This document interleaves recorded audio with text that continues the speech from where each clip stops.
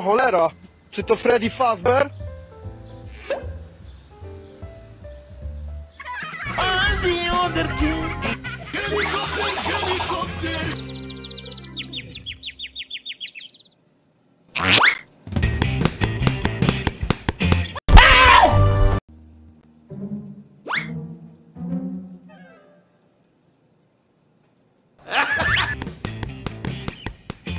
Very good weather.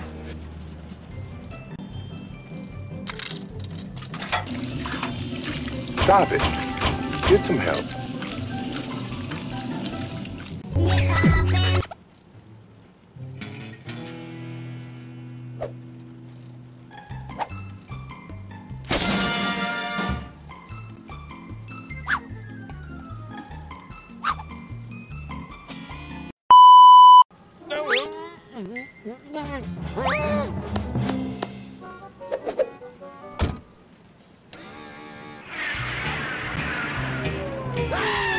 Chci jenom peníze, chci jenom peníze, chci jenom peníze a spolupráce. Chci jenom peníze, chci jenom peníze, chci jenom peníze a spolupráce. Chci jenom peníze, chci jenom peníze, chci jenom peníze a spolupráce. Chci jenom peníze, chci jenom peníze, chci jenom peníze a spolupráce. Emotional damage!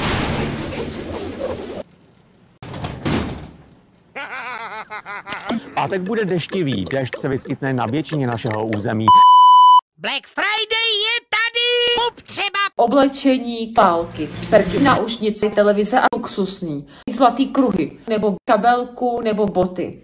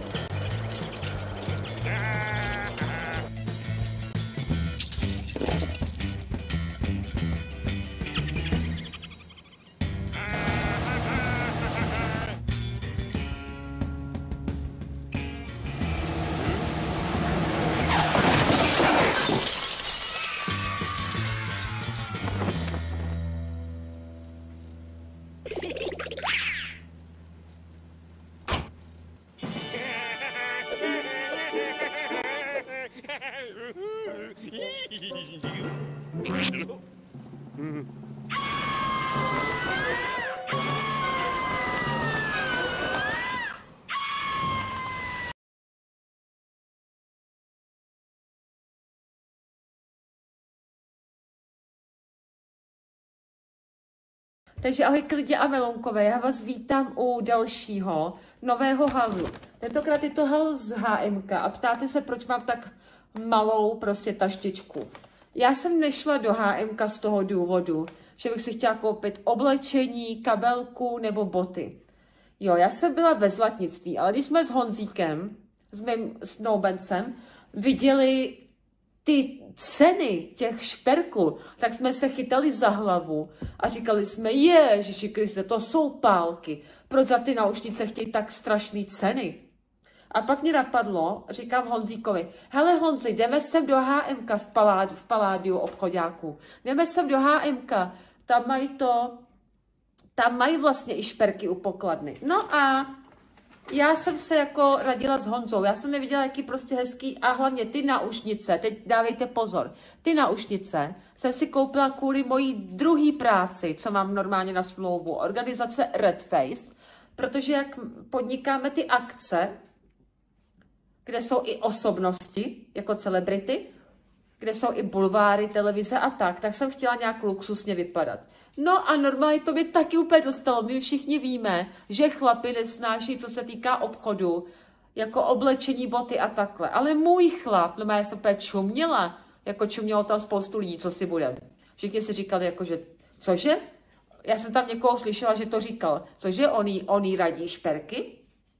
No a Honza mi poradil, jaký si koupit, aby byly za prvý luxusní a za druhý mi slušely. Náušnice. Ale jako já jsem tady ty náušnice tam neviděla. Honza je vzal do ruky a říkal, koukni na tyhle. Protože já jsem chtěla takový zlatý kruhy. Ale ty kruhy byly fakt velký. A Honza mi říká, koukni na tyhle náušnice. Stop it. Get some help.